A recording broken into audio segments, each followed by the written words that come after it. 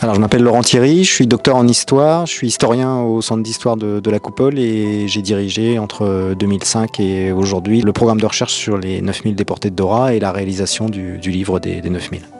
Alors, je suis Joëlle Elbois, agrégée d'histoire et bénévole au centre de ressources Jacques Brun à la Coupole. Je travaille ici depuis 2013, notamment auprès de Laurent Thierry. Le projet a le résultat d'un engagement qui avait été pris ici à la Coupole en 1998 par un monsieur qui s'appelait André Sellier, qui était à la fois un témoin, un résistant qui avait été déporté au camp de Dora, et André Sellier était surtout historien.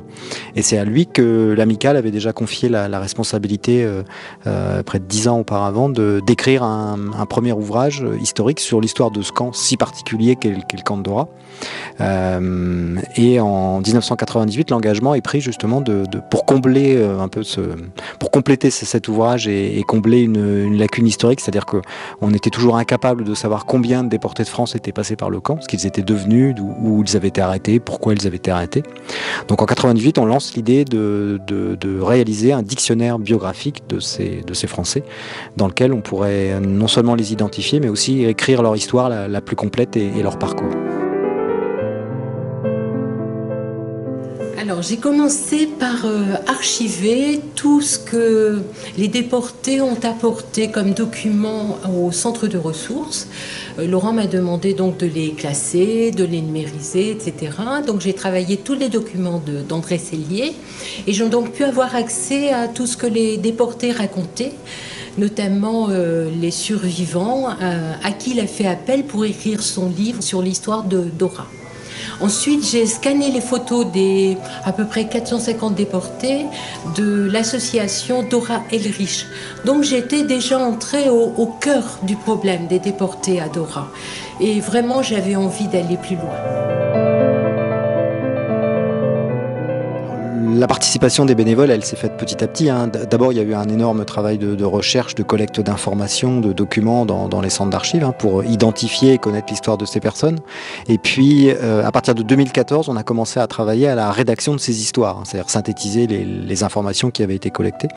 Alors au départ, on n'était pas très très nombreux. On a une équipe de bénévoles qui travaillait déjà à la Coupole, ce que j'appelle le noyau dur. À eux seuls, ils ont écrit à peu près la moitié de l'ouvrage. Ce sont Bernard, Joël, Lionel, Dominique et Edith qui ont commencé à écrire ces histoires. Et puis du fait nous avons essayé aussi de solliciter des auteurs bénévoles, des historiens, des professeurs en activité ou en retraite, un peu partout dans les territoires en France, qui ont aussi apporté une connaissance propre de leur territoire, de leur histoire, pour compléter aussi ces histoires. Donc in fine, en ajoutant aussi des correcteurs, parce qu'il a fallu aussi tout un travail de relecture sur la forme, de correction. À la fin, au moment de la livraison des bons à tirer à l'éditeur, on était à peu près 75 bénévoles qui ont contribué à ce projet. J'ai écrit un peu plus de 1530 notices, mais j'étais la première à rejoindre Laurent. Nous avons commencé par le livre de Thomas Fontaine avec les cheminots survivants, et puis ensuite nous avons embrayé sur les déportés à Dora, puis à Mittelbau, Dora. L'engagement d'abord en tant qu'historien-chercheur dans ce projet, il est la conséquence de mon cursus dans le domaine de la recherche, c'est-à-dire d'avoir, dans un premier temps, participer à un projet national d'identification de l'ensemble des déportés politiques et résistants pour une fondation qui s'appelle la Fondation pour la mémoire de la déportation, dans lequel on avait déjà commencé à essayer d'identifier les déportés de Dora, mais ce n'était pas évidemment une recherche spécifique. Et les liens se sont créés, donc ça c'était à peu près en 2003-2004, les liens se sont déjà créés entre ces recherches et la Coupole et André Sellier. Et en fait, en 2005, donc la Coupole et son directeur de l'époque et historien, Yves Le Maner, m'avait confié la responsabilité des recherches pour ce projet justement de dictionnaire biographique. Et puis j'ai repris la direction du projet en 2013 ici à la Coupole pour le mener à terme, avec une date objective qui était le printemps 2020 pour marquer les 75 ans de la fin de Dora et de la découverte de ce camp de concentration. Donc c'est vraiment un processus sur le long terme, mais c'est vrai que c'est devenu un projet, c'est devenu aussi un projet personnel d'envergure, avec une équipe, je vous le disais, de près de 75 bénévoles derrière qui a travaillé continuellement. un projet qui n'a pas forcément toujours été soutenu par tout le monde, qui a perdu aussi pour beaucoup de gens son essence de départ et cet engagement qui avait été pris au début. Donc il a fallu aussi se battre pour l'amener au terme. Donc il faut dire qu'on a tout ça aussi, le résultat de la volonté des bénévoles et puis de l'engagement de cet éditeur. Hein. Sans le Cherche Midi, il n'y aurait certainement pas le livre aujourd'hui. Alors en quelques mots, la méthode alors je renvoie les lecteurs à l'introduction, hein. On a expliqué aussi la manière dont on a travaillé, qui a été retenu pour figurer dans l'ouvrage et qui n'a pas été retenu, mais c'est un vrai travail, scientifique, c'est-à-dire que c'est d'abord un travail d'identification dans les archives, d'abord les archives produites à l'époque. On a la chance pour le camp de Dora, le camp de Buchenwald d'avoir une collection d'archives produites à l'époque du temps des SS qui est assez complète. Ce sont des listes d'arrivée, des listes de transfert, des listes d'entrée à l'infirmerie, des listes d'affectation au travail. Donc dans ces milliers de pages, pendant près de 15 ans, il avait fallu aller essayer de retrouver ces gens et puis compléter leur parcours. Après par des archives plus individuelles, des dossiers de demande de pension qui étaient remplis après la guerre. Et puis aussi les contacts avec les familles qui amenaient des informations plus personnelles sur l'engagement. Donc ça a été vraiment un travail de collecte et d'analyse. La création d'une base de données très large et enrichie, qui est encore enrichie aujourd'hui. Et tout ce travail permettait de transférer ces données aux auteurs pour écrire ces synthèses sur l'histoire de chaque déporté. Et ensuite, à moi de relire aussi, de valider historiquement ces textes pour essayer d'enlever les éventuelles erreurs historiques, les incohérences chronologiques, différentes choses.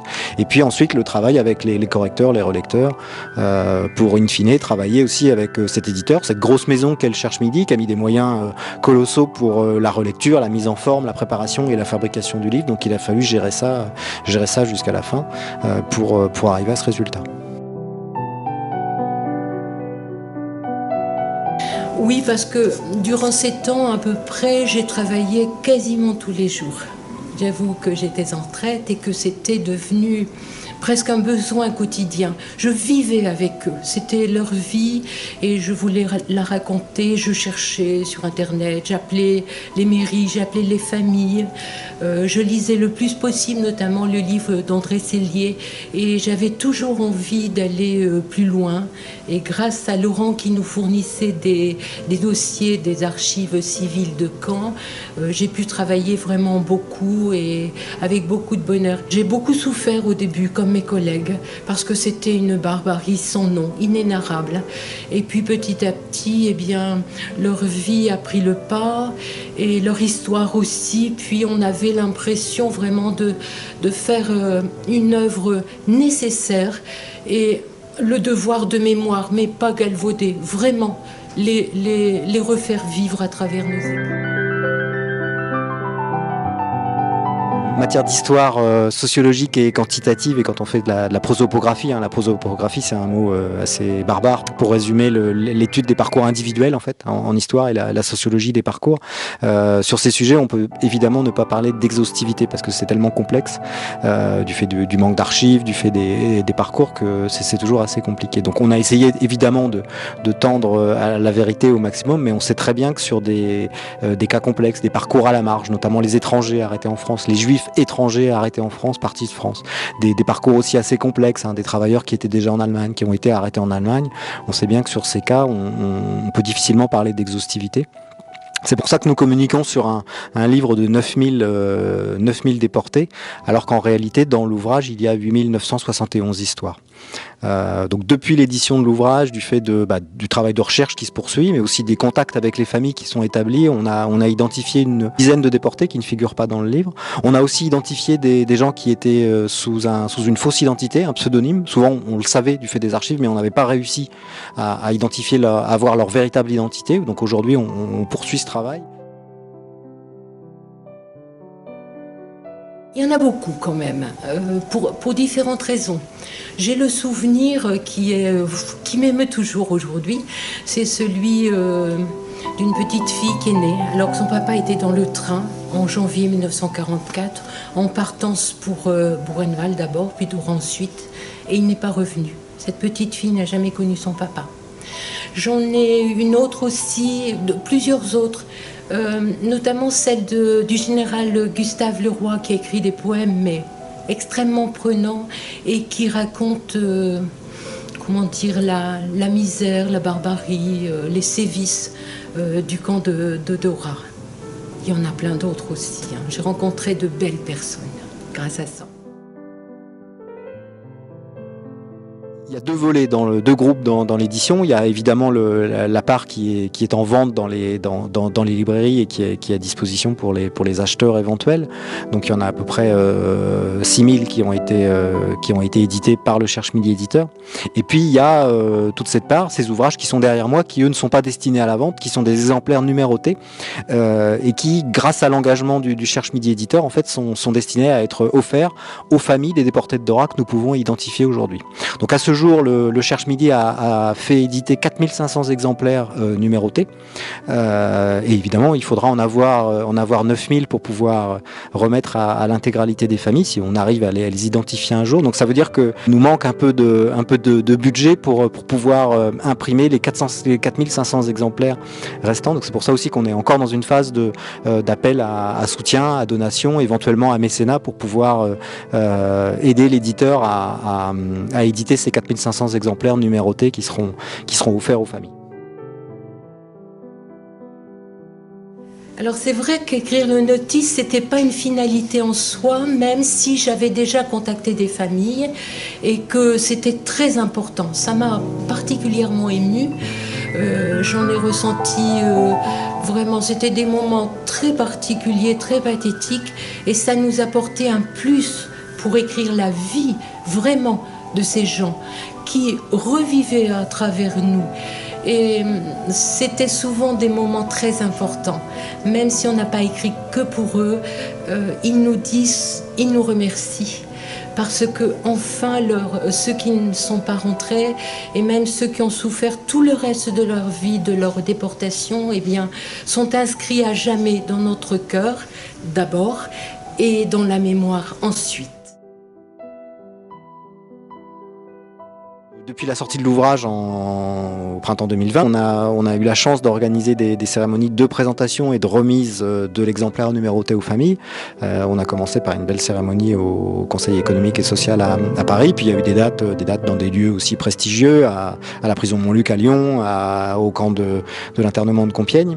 Et on voit que ces cérémonies où on voit que les familles sont en attente de pouvoir récupérer ce livre et puis avoir ce moment solennel qu'est la cérémonie. C'est pas juste une remise d'ouvrage, c'est aussi pour eux, c'est un moment fort aussi qui marque la mémoire de l'être qui est de leurs parents, dont l'histoire est écrite dans ce livre. Donc on a déjà toute une programmation jusqu'au mois de mai l'année prochaine. Donc au mois de janvier, on sera au musée Jean Moulin Libération de Paris le 13 et le 20 janvier pour 2 cérémonies d'affilée pour recevoir les familles de région parisienne.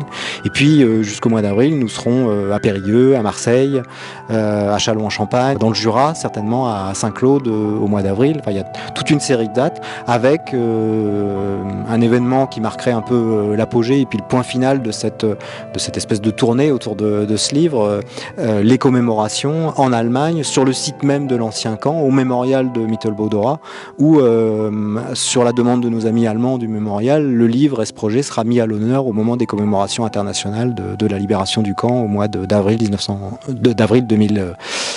2022.